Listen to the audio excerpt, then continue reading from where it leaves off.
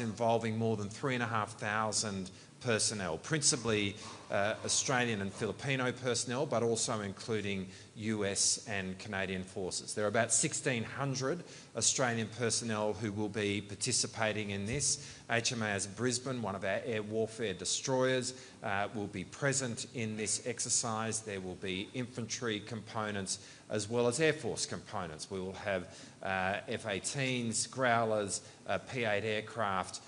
It's a significant contribution from our Air Force, which means that this is an exercise which is occurring across all three services, air, land and sea, as well as components of special forces, components in cyber and components in space.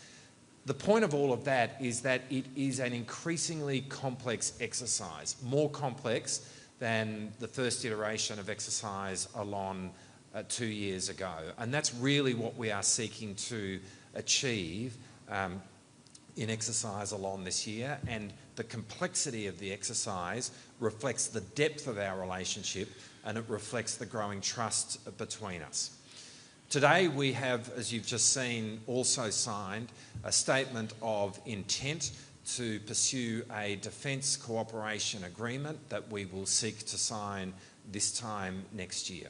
This will be a really important step forward in terms of our defence relationship. It builds on the 1995 Memorandum of Understanding between our two countries. It will encapsulate the totality of our engagement in defence, but it will include, for example, a commitment to see us having annual Defence Ministers meetings. It will look at how we can do more in terms of coordinating our exercise and operation tempo between our two countries. It will look to how we can do more in terms of pursuing infrastructure development here in the Philippines for the benefit of the armed forces of the Philippines. And to that extent, to that end, we have also, as part of our outcomes, agreed to pursue a defence infrastructure plan. Right now, Australia is pursuing 8 different infrastructure projects across 5 different locations here in the Philippines. And we've agreed now to establish a plan between our two countries which will guide the way in which our infrastructure investment is pursued over the coming years to see greater infrastructure here in the Philippines for the benefit of the armed forces of the Philippines. I really want to thank again Gilberto for your warmth and the way in which you have hosted our delegation over the course of today, and we really look forward to what we're about to witness over the weekend with exercise Alon. Your friendship has been really important for me, and as we work together in what is an increasingly complex and volatile world, the relationship between Australia and the Philippines, the way in which it is being transformed in a strategic sense, the depth of the growing defence relationship is something that is really exciting to be a part of, and I'm so glad to be able to pursue that body of work with you. Thank you very much to our distinguished guest, Deputy Prime Minister Richard Marles, also the Minister of Defence of Australia, and members of his delegation. And we are honored once again to have Deputy Prime Minister here for the 3rd time. This time to witness the biggest exercise Alon so far. And in our talks together, we have signed a joint statement of intent, which places in concrete form the way we want our defense partnership to grow and to progress. There will be a lot of work following this statement of intent. Of course, we want to see a defense cooperation based on this statement of intent signed next year, and it is appropriate for such a defense cooperation agreement to be signed next year when the Philippines hosts the ASEAN for next year as the chair. Also, this follows the comprehensive strategic partnership between Australia and the Philippines. We are thankful for the unstinting support of Australia for our rights under UNCLOS and international law. we are also very thankful for the support that Australia has been giving the Philippines in terms of resilience, in terms of people-to-people exchanges, in terms of developmental assistance that Australia has been giving us. We also are working together heavily in this region, in the Indo-Pacific region, in order to uphold our shared values of international law amidst increasing shared challenges. And lastly, Deputy Prime Minister comes at a time when we are witnessing the effects of a monsoon. And we expect more to come. And climate change is a reality which we in this area, in the Pacific, cannot ignore because we are the most hit. And we also will enhance cooperation for disaster resilience among other key areas of convergence. Once again, we thank the people of Australia for appreciating the strong people-to-people ties as manifested through their government and our government. And in this way, we also wish to convey to the Deputy Prime Minister our thanks and our hopes for a stronger convergence, a stronger partnership.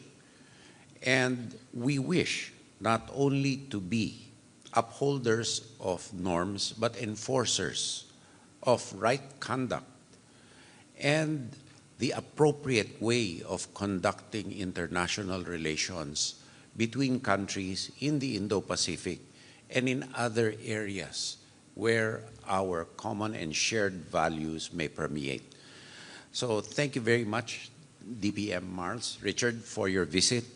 And we look forward to seeing meat put into the skeletons that, or the frames that we have. Skeleton is the wrong term. Please don't quote me and don't diss me on it. The framework that we have put in today, and I'm sure that as our chiefs of defense forces are working together, our people down the line in both the department level and the armed forces level are working very hard. We are very happy, and we need to give a shout out to our people in uniform and their civilian complement for a wonderful job that they have been doing so far. This relationship actually and these statements of intent are also byproducts of the strong working arrangements that we've had down the line. And so it is synergistic in this sense, and we hope to see this bear fruit in the future in a more robust manner. Thank you. Thank you. We will now take questions from the media. First is Mikhail Flores from Reuters.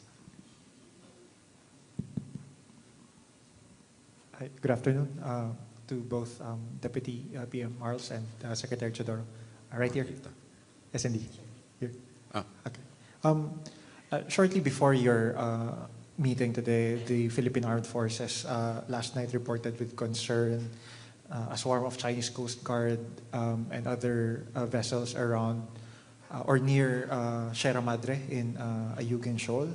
How alarming are these activities in your view? And we hope to get statements from both of you on these recent development, and also grateful if we can get your view on, given these developments, these escalatory activities of China from the South China Sea up to the Southern Pacific, how would you view the U.S., where both of you are key security partners? How reliable is the U.S. nowadays as a security partner in this part of the world?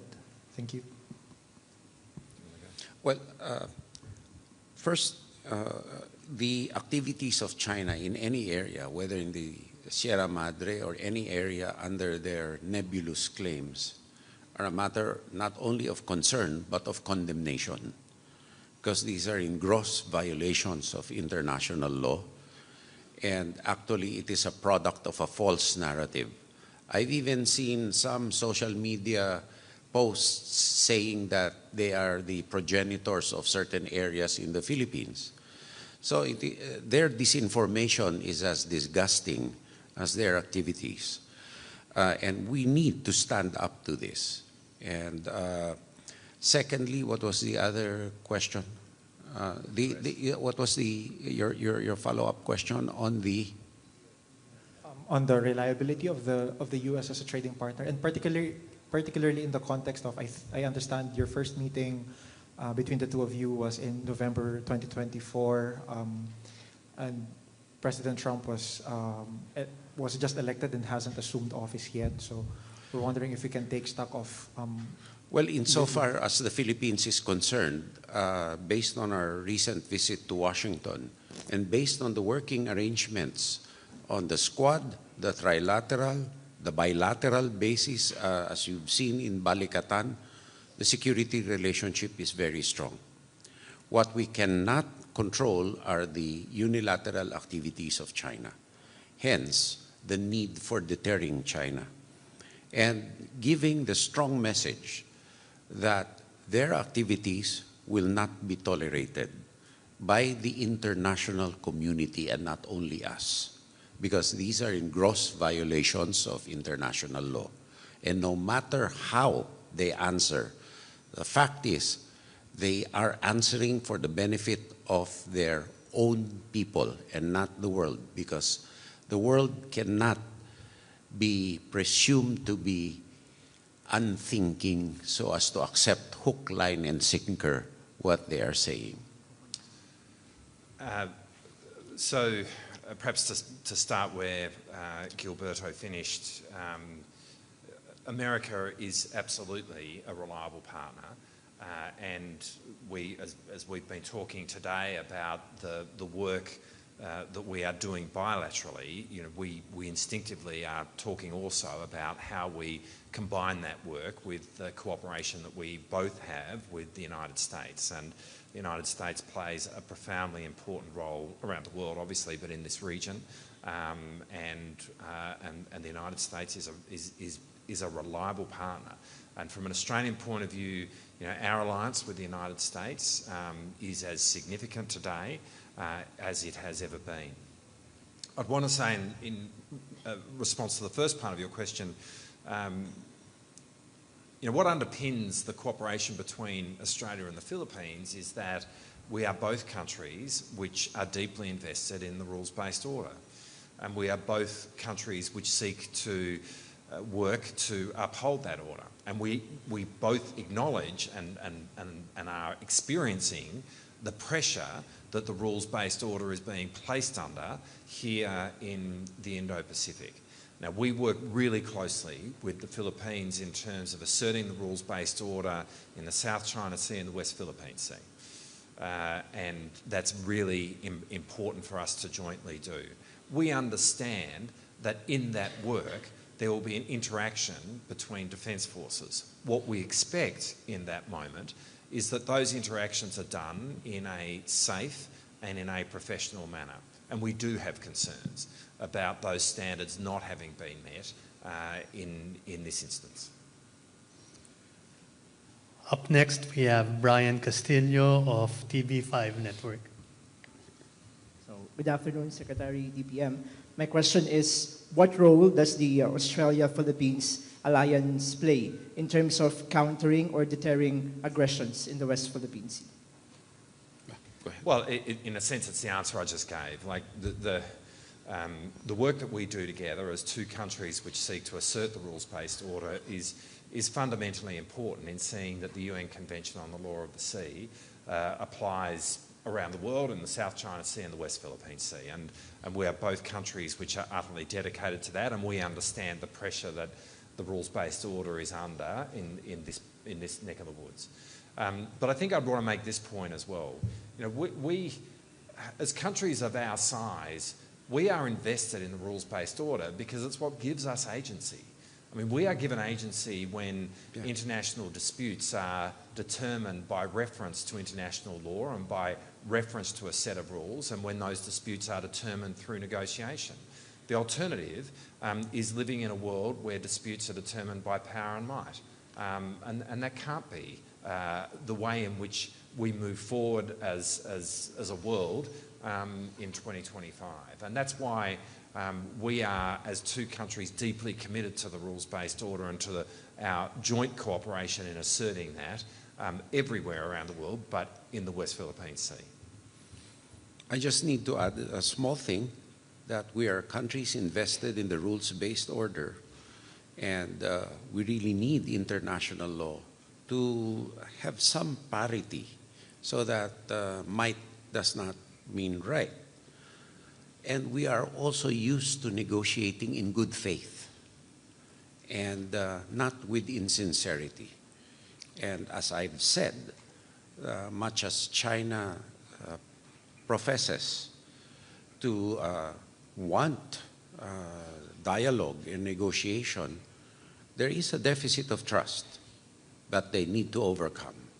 And with these activities that have been happening, that deficit has widened more than lessened. We now call on Liam Bartlett of Channel 7 News Australia.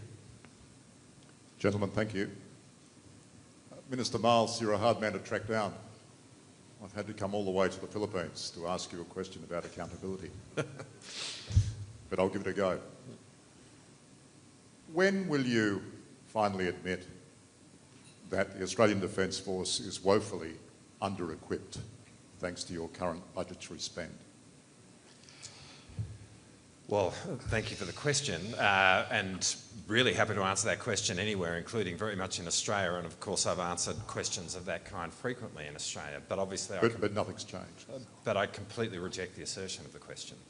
I mean, when we came to government, we inherited a lot of challenges associated with our Defence Force. We engaged in the biggest root and branch review of our strategic circumstances, of the state of our Defence Force, of the kind of Defence Force that we need to build. But there's been multiple reviews, Minister, and don't get me wrong, I'm not saying it started with you or with your government.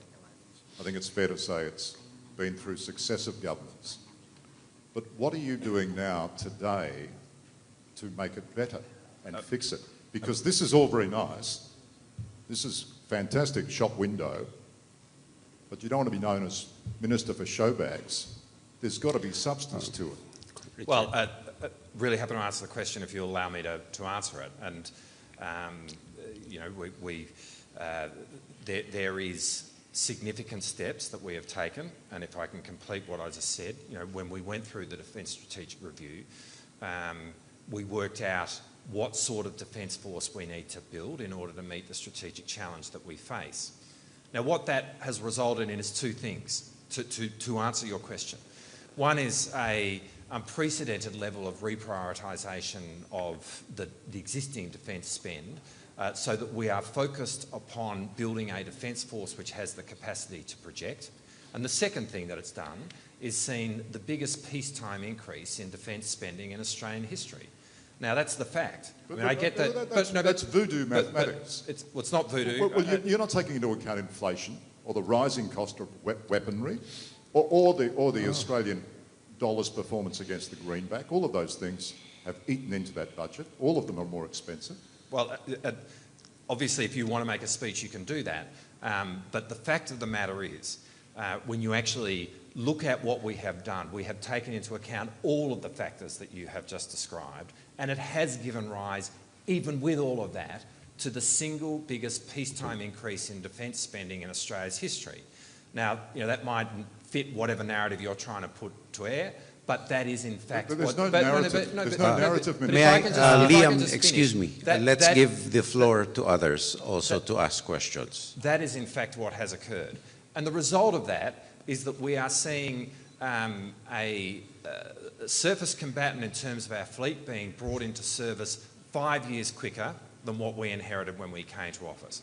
We are now seeing longer-range missiles and missile manufacturing happening in Australia, way ahead of what we inherited, such that that manufacturing is commencing this year. We're seeing significant steps being taken down the path of Australia acquiring a long-range submarine capability under the banner of AUKUS with our nuclear-powered submarine capability. We are seeing a much more amphibious army. We are seeing unprecedented investments in our northern bases, and I could keep going. In fact, all of these are happening, and it is about meeting the strategic moment that we face. Thank you very much. The last question will come from Ron Calunsod of Kyodo News. Good afternoon. Thank you for providing us a picture of how the Philippines and Australia would step up the two countries' defense cooperation by citing the envisioned enhanced defense cooperation agreement by next year. I'd just like to ask, is this going to be similar to the Philippines-US EDCA? Will this be a treaty or No. an executive agreement? No. It will not. It will not be like the EDCA, definitely. We will work on the appropriate arrangements as our forces find out what they need. EDCA is an offshoot of a mutual defense treaty and not a visiting forces agreement, so that is a fundamental difference. So we will work out the appropriate arrangements, but we need, in order to operationalize the status of visiting forces agreement with Australia, more facilities to service them for increased tempo of joint exercises and joint activities. There was a mention of infrastructure plans. Can you tell us? Pardon me? Infrastructure plans. We cannot tell you. Okay. Which area, sir? We cannot tell you. Okay. Thank you. Thank you. Only China will benefit if we tell you. Well, that concludes our joint press conference this afternoon. We'd like to thank everyone from the media for coming, and we will now have a final photo op for our videographers and photographers with our two ministers.